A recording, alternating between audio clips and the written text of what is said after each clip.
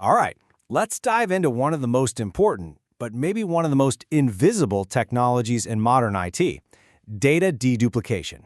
Honestly, it's the silent hero working behind the scenes in every data center, the secret weapon that keeps our digital world from completely drowning in its own data. If you work in IT, you know this feeling all too well, right? Data just grows and grows. It feels exponential. Storage costs start to spiral out of control, and those backup windows, they just keep stretching later and later into the next morning. It really feels like you're fighting this rising tide of just copies of everything. So, here's our game plan for this explainer. First, we're going to tackle that unstoppable data problem head-on. Then, we'll pull back the curtain on the 4-step magic that makes deduplication work. After that, we'll get into the really crucial design decisions, look at a real-world example with Windows Server, and then wrap it all up with a smart deployment playbook you can actually use. Okay, so let's start by really framing the challenge here. We're not just talking about having more files. The real issue is the massive, and I mean massive amount of redundant data that's hiding inside all of those files.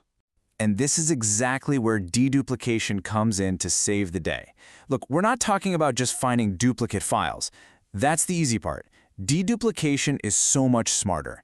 It's a process that looks inside the files themselves to find and get rid of identical chunks of data. It makes sure only one unique copy of anything is ever stored. It's really attacking that data blow right at the source. So, you might be wondering, how in the world does a system actually look inside a file and find all these tiny duplicate pieces? Well, it might sound super complex, but the core logic is actually a surprisingly simple and, I think, elegant 4-step process. So, let's walk through it. The whole idea is right here on the screen. We're not actually deleting data, we're just optimizing it. We find these identical segments, we store one copy of it. And then we replace all the other identical copies with this tiny, super efficient pointer that basically just says, hey, if you need that data, go look over there. So here it is, the 4-step magic. First, the data gets broken up into what we call chunks. Then, each and every one of those chunks gets a unique digital fingerprint. Think of it like a real fingerprint.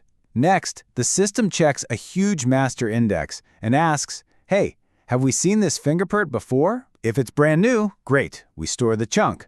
But if we've seen it before, we just create a little pointer to the copy that already exists. So the final file?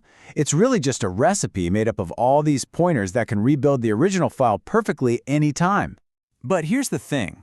Not all deduplication systems are built the same. Not even close. How they're implemented really comes down to 2 big design decisions. Basically, when the process happens and where it happens. And these choices create some really critical trade-offs between performance and efficiency. So the first big question is, when does the dedupe happen? With inline deduplication, it analyzes the data on the fly before it even touches the disk. The benefit? You save space instantly. The downside? That real-time analysis can slow down your write performance. The other option is post-process. With this one, all the data gets written to disk first, and then a background job comes along later to clean up the duplicates. This is great for protecting your write performance, but it does mean you need more storage up front to handle that initial data dump. The second key question is, where does it all happen? Source deduplication is done on the client machine, the source of the data, before it even gets sent across the network. Now, this is an absolute game changer for saving bandwidth, especially with things like remote office backups. But it does use up some CPU cycles on that client machine. The alternative is target deduplication, where all the heavy lifting happens on the main storage server.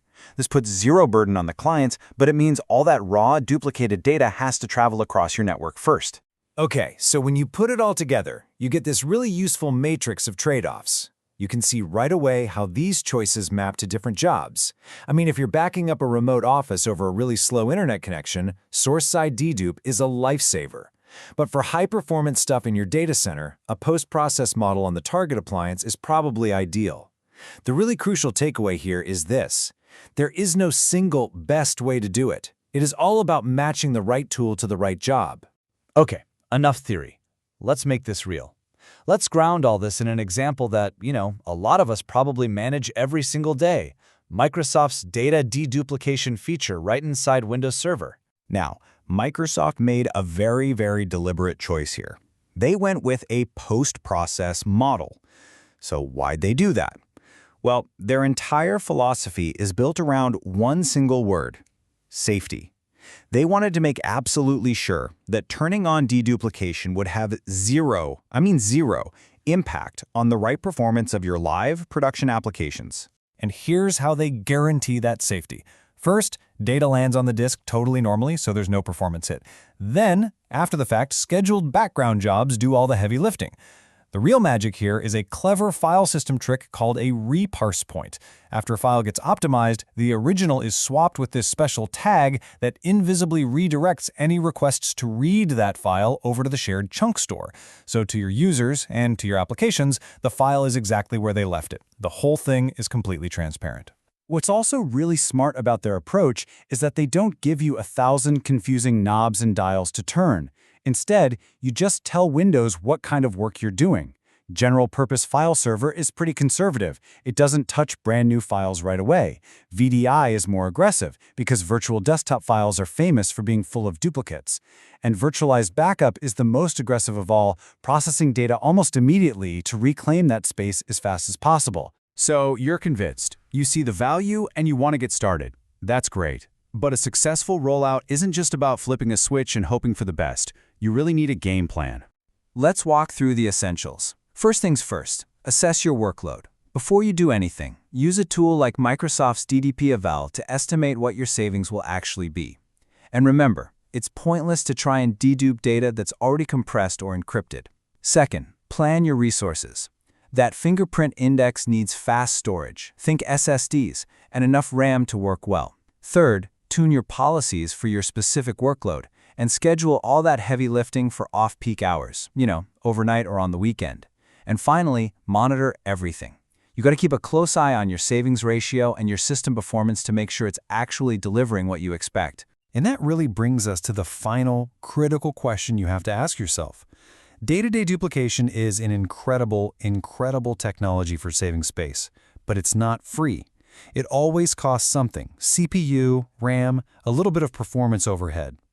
The real takeaway from all of this is to look at your own servers, your own data, and decide for yourself, is your specific workload worth that trade?